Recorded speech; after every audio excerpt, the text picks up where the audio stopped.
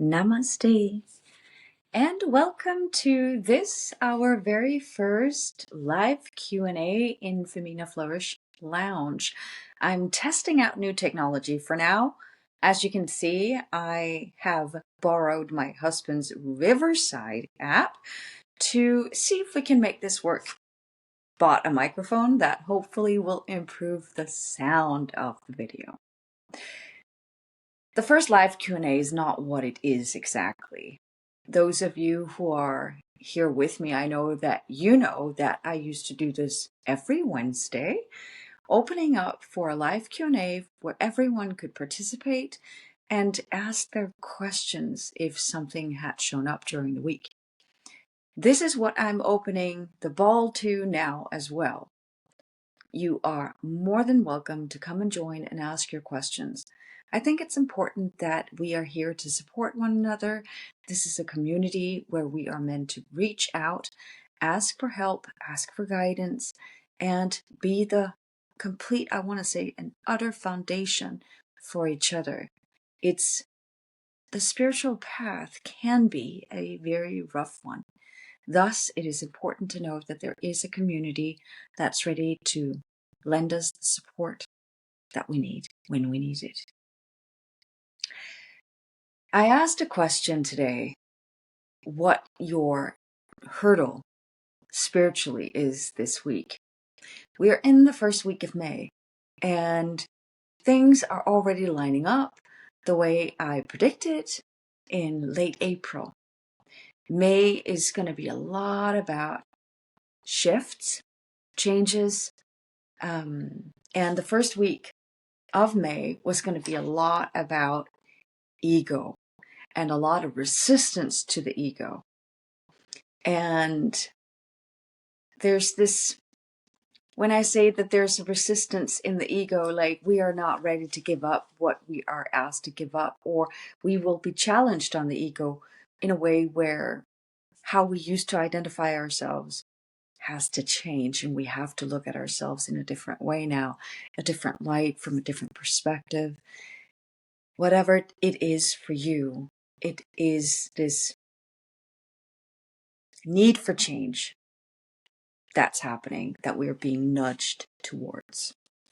That's not always an easy one.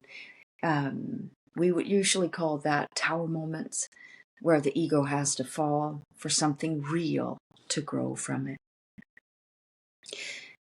The challenge that my daughter shared with me today, and that she allowed me to post in the comment beneath the question, was this head over heart in connection to love and love life. How do I pick right? How do I know when something is right? It feels really good, and my head is also in it, but there's ego resistance. So I will be looking into that, because I bet many of us have felt that, are feeling it, or will feel it eventually. What comes first? Heart? Head? And how do we make them align? I have had a bit of spiritual difficulties, so to speak, this week, in a way where I have been lacking grounding. I had a test today in pharmacology. I have the exam coming up in early June, and I want to do very well. I don't just want to do well, I want to do top of my class, because I am competitive, but also because I have very high expectations of myself.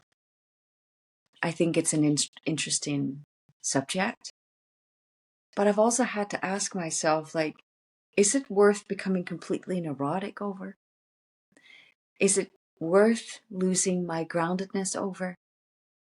And I have spent an hour since I came home today with a severe migraine, by the way, just allow myself to meditate, calm down, and come back down into myself. Because does any of this even exist? All of that which we add value to. Remember that we're the ones giving everything value. Nobody else is doing that. Society might want to try, Employers might want to try. But the fact is, and it always will be, that we as participants are the people adding value. So what is really important? That's kind of the energy in a nutshell right now. What is really important? What's there when we peel off the layers? What really matters? And like with my daughter, what I will always tell her is a good relationship is a relationship where there is equality, where there is space for each other, curiosity, interest, respect, acceptance, and of course love. But if you ask me, love is something that grows from a solid foundation based on shared values, which can also be traditions, a shared culture.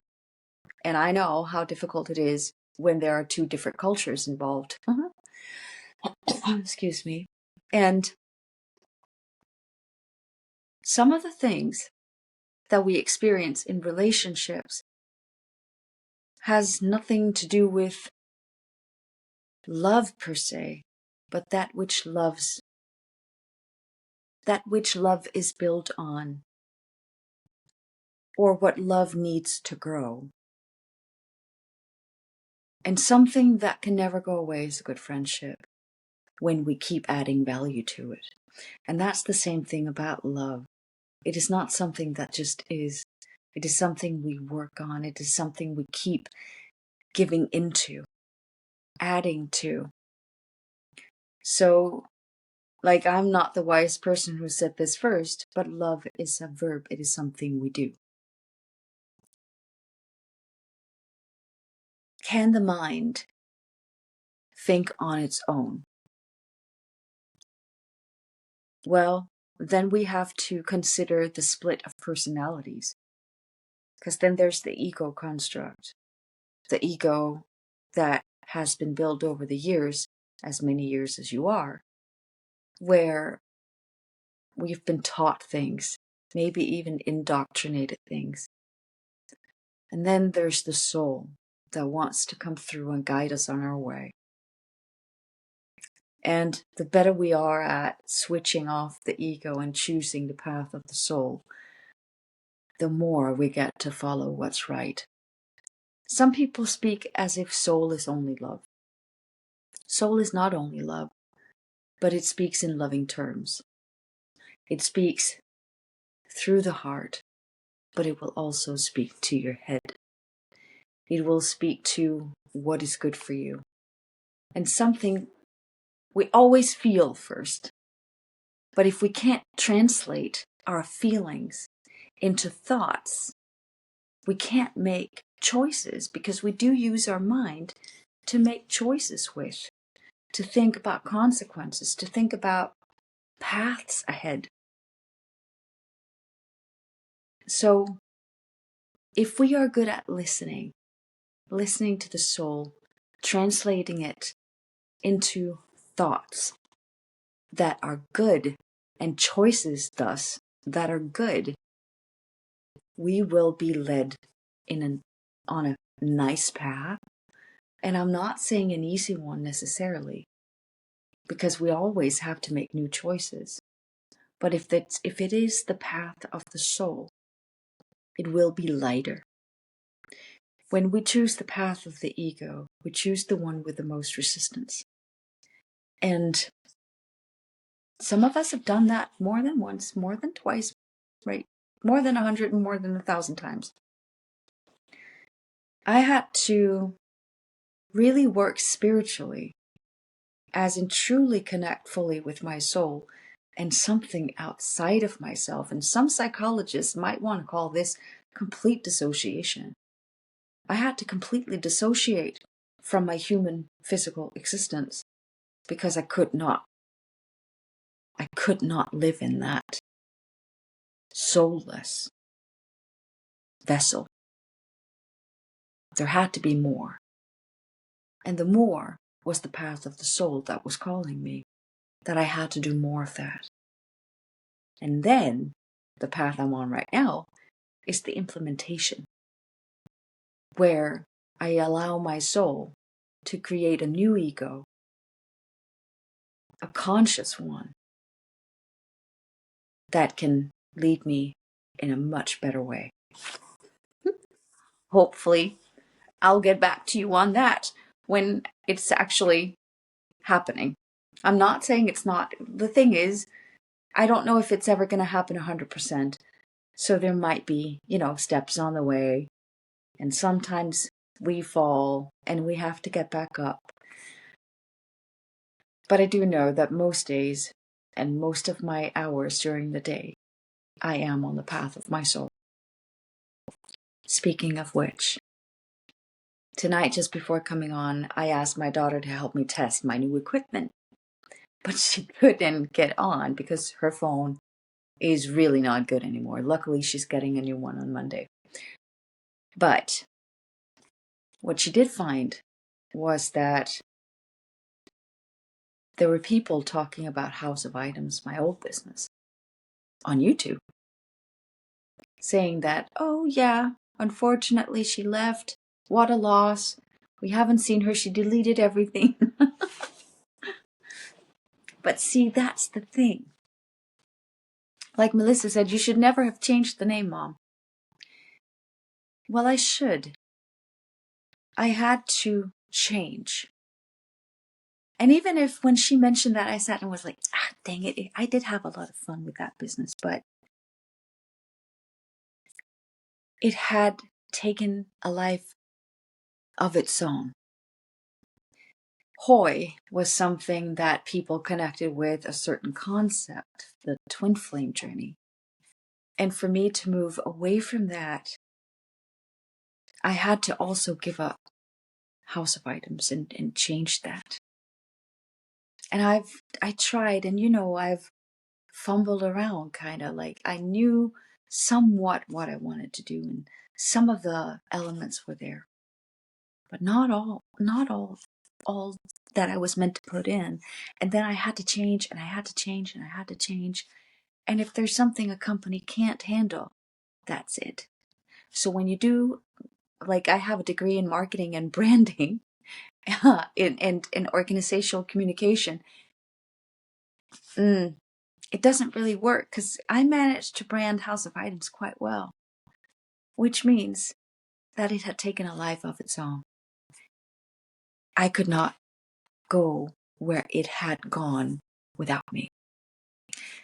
So I work in my own name as Elizabeth Walker. Here I am, here in the world to help women flourish, to live the best life possible, which means in a spiritual way, because we as women are that. We are the channel for the divine energy to be passed through and onto this planet and to the people or animals or all living that needs our attention. That means that when I brand me, when I come out now as me, I can change, I can move. It's not a name I'm going to change to move away from something. But sometimes we have to take some radical steps to allow ourselves to grow, to break out from a shell or peel off a layer, so we can show what lies underneath. And the changes can expand us the way they're meant to. Those are the changes we're talking about right now. That is why, I always see the meaning in everything. And of course, I analyze it based on what I perceive, right? But also how it made me feel. When Melissa read that to me, the comments that people had posted on my old channel that I had unfortunately deleted everything and I was the best twin flame coach there was, and yada, yada, yada. All very nice words. But I cannot tell you how happy I am that I changed, that I moved and moved on, that I peeled off not just one or two layers, but many. how happy I am I did that for me. May wants us to change that way. When soul wants to move in, it puts an emphasis on, or I don't even know how I want to say it. It's like, it's not pressure. I want it to say it puts pressure on us to relieve ourselves from the old layers. But it's not pressure. And it's not stressors. It's not even gentle pushes. I don't even know how to express this. It's almost like, let me see if I can give you this picture. Like being taken by the hand as a little child, age 4 or 5, able to walk and run and all that. Being taken by the hand and being shown which way to go. Being asked to put on shoes before we go, or take off the winter coat because now it's spring. It's almost parental. And even if your soul has an intention with you, it leads you in love and very protected, and at the same time in a consistent way, like a consequent parental way. But in this case, you are not being projected some standards or expectations onto. There's spaciousness and containment. The soul's journey is yours.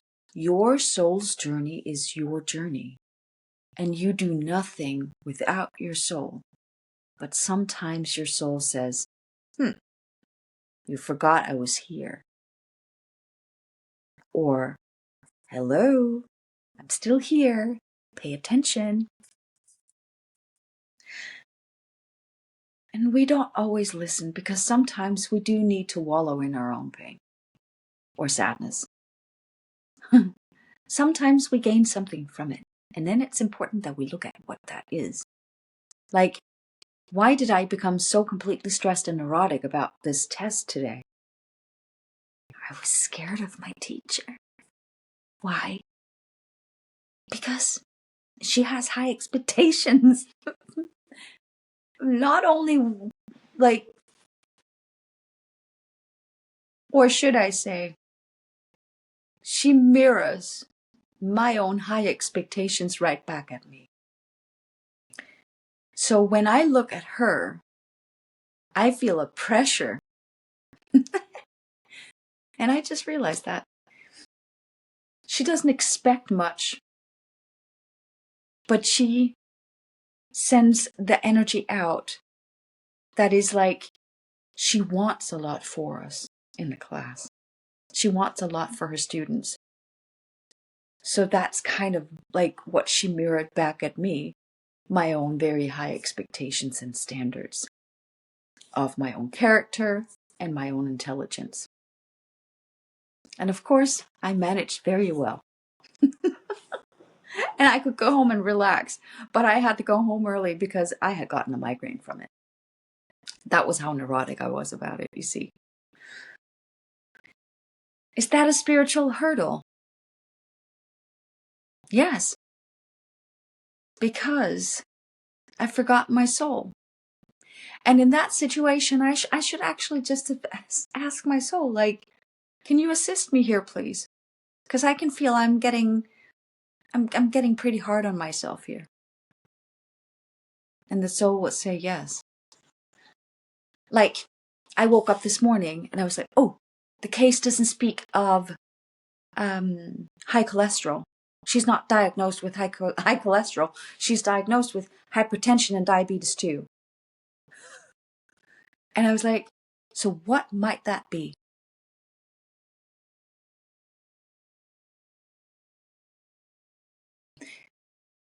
that didn't come from my mind. That came from soul that said, heads up, you missed something in your case. So I had that. The soul will support us even if we forget to ask. But it will only come in moments where our ego is shut down, or when the voice of the soul is louder. And when you are in a situation where you're under pressure and you get stressed, like I was today, we can be very hard to reach. So my soul came to me just as I opened my eyes. Boop! I just woke up. There it was, because that was when my soul knew I would remember. So it wasn't a dream that I will forget, but it was my very first thought when I opened my eyes while the ego was still shut down. You see, it's smart. The soul is smart. Women are smart. We just forget sometimes. We forget that we're highly capable, highly spiritual beings, great channels for the divine. And that is ultimately the greatest spiritual hurdle. We have forgotten, and we need to remember. And that's why Elizabeth Walker's here. I'm here to remind you guys, I'm here to remind you ladies that that's exactly what you are.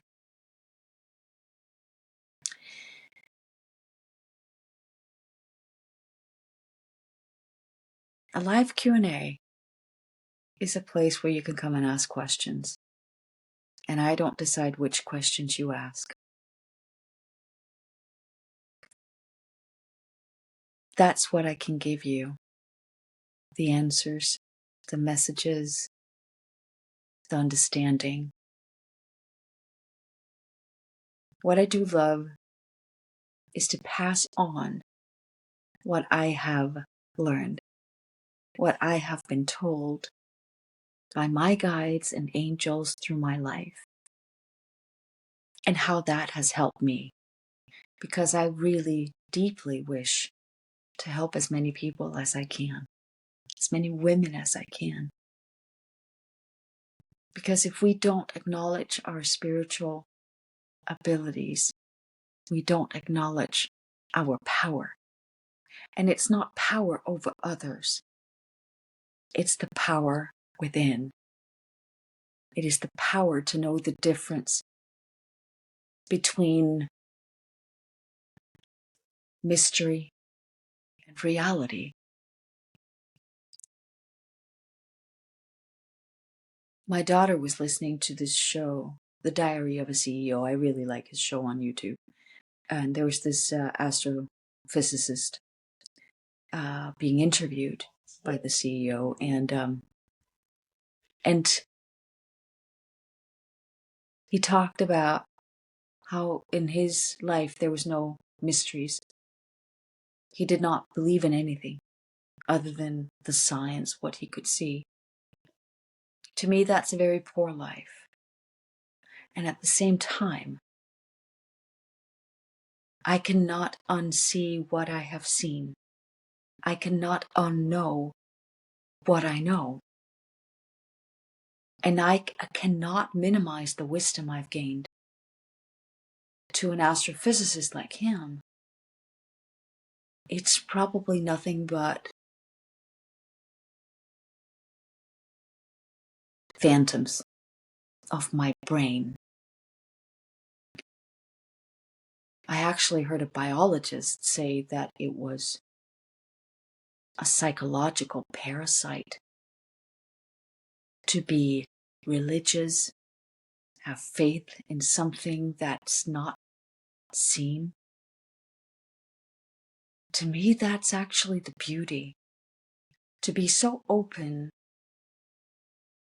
that we get to see beyond the physical eyes, hear beyond the physical ear, know beyond the small capacity of the brain,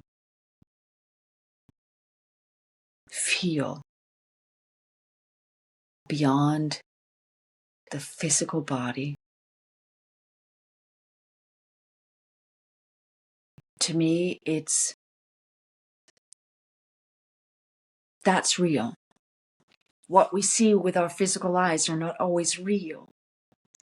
They are mere projections of what we perceive based on indoctrination, what we've been taught, told, traumatized into believing. Even a small thing like what you see on the trees are green leaves. They are green. The sun is yellow. My walls are white.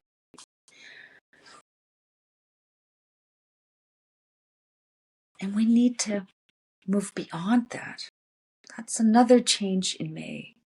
We need to move beyond what we perceive as real. Because reality is not that narrow. It's broad. It wants to show us way more. And would you say no to that? I'm not going to. I'm going to say yes to all it has to offer. Can everyone see with the third eye? Yes. Can everyone hear with their ear chakras? Yes. Can everyone heal? Yes. Can everyone sense into another person? Yes. Can everyone see chakras? Yes. Yes to all of it. Yes to the elevation of the simple five senses and beyond. And see, we can't be in a space of forgetfulness anymore.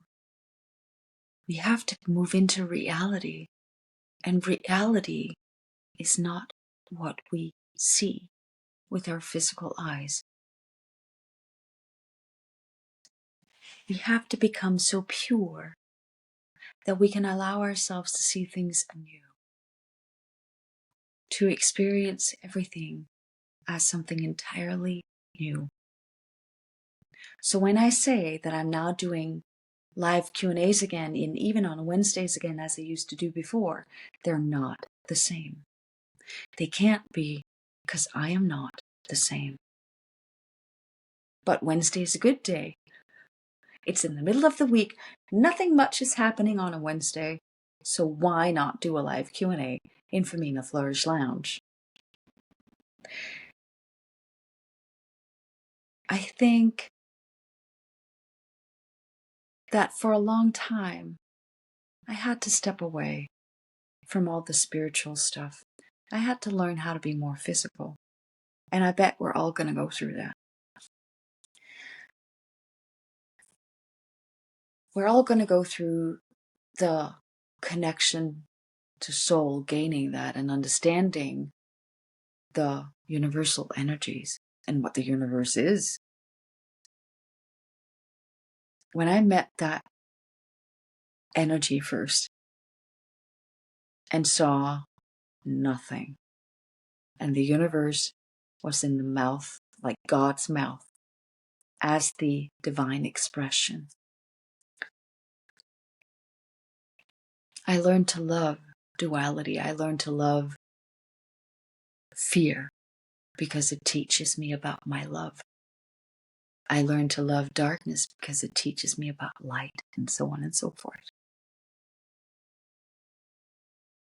The second time around, and when I say that, I mean the second ascension, is in the physical vessel. It is the elevation of the physical vessel. And it's almost like the first ascension, which is a spiritual one, opens all of the chakras. Like, I knew things without knowing since I was little. And I could see things and sometimes hear things. But it really wasn't until I decided at the age of 33 to move with it, to allow it to move me. And it's the same time this time around. I have to allow my soul to move my body, to elevate my physical experience. That is really the energy that we're facing this May.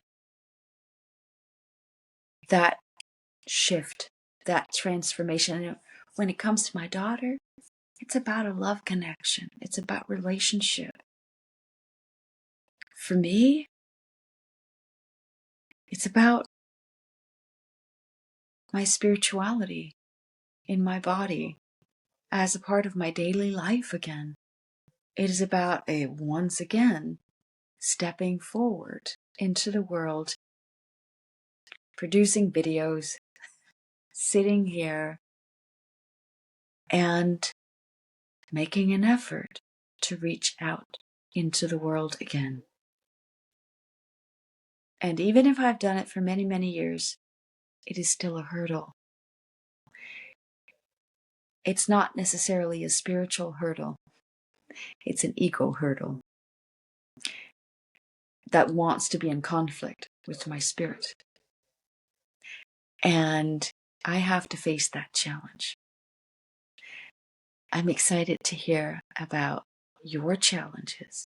What are you facing? And remember that we have a dream event on Sunday where you can come live and talk to my husband and me about your dreams. And he, as the extreme expert when it comes to this, really gifted he is, can help you understand your soul's language through your dreams. It's really something.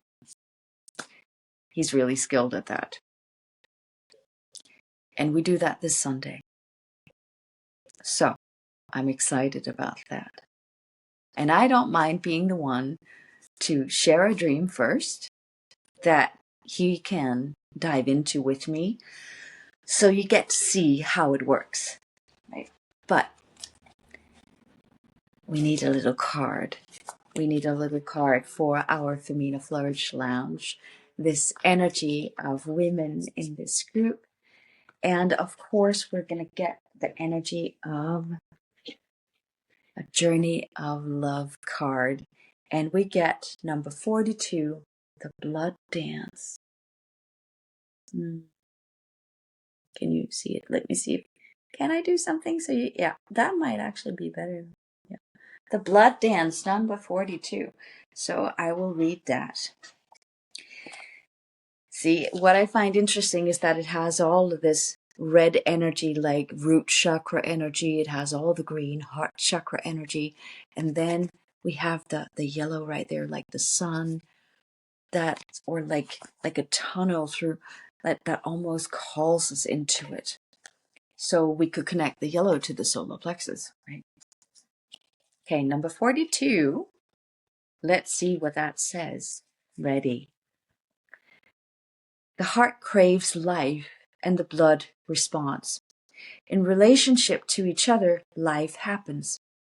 The desire and the action, the movement of cycles, drawing in and letting go, rushing to the center and pushing far away to the extremities.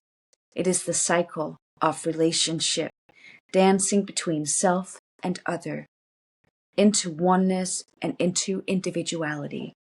So it is with human beings in relationship with each other, and with human beings and the divine essence. Sometimes the heart of God feels so close. It's as though our own inner passion is the very blood rushing through it. Then we journey far, bringing our nourishment to where it is needed, to those who are cold and lonely, to the farthest reaches of our own dark self, that we may, if very brave, dare to love completely. Though we can be lonely for the warmth of the center, then craving the feeling of being at home soon enough we're called back to the core of the divine heart, and the cycle continues. Remember that you're always in the dance of life. You are never apart from the divine. It is just that sometimes in our natural flow, it is easier to feel that divine presence than other times. Yet, you're always the blood connected to the heart. This oracle brings you confirmation that you're connected to the divine source, to all that is. If you are experiencing a phase of feeling cut off from yourself, from your body, from another, or from the divine, even from your own feelings, spiritual connection, or intuition, be assured that this is temporary and part of the cycle of life itself. Soon, all connections shall return with even greater warmth and nourishment, welcoming you home again with great love. If you feel you have been journeying in life and fear that you have lost your way, do not trouble yourself, precious soul. You are never far from the divine heart and will always be called home. And the poem says, love's language speaks like sound of falling leaves, caressing wind to bear aroma sweet. You ask if I can love in measure true and give emotions right the scales due. Each tear releases more than words can say, is expressing all my heart wants to convey. Everything is connected, and there's always a reason for everything. Don't look for purpose. Create it. Be it. Let the soul come in and show you the way. Have a beautiful evening or day. Namaste.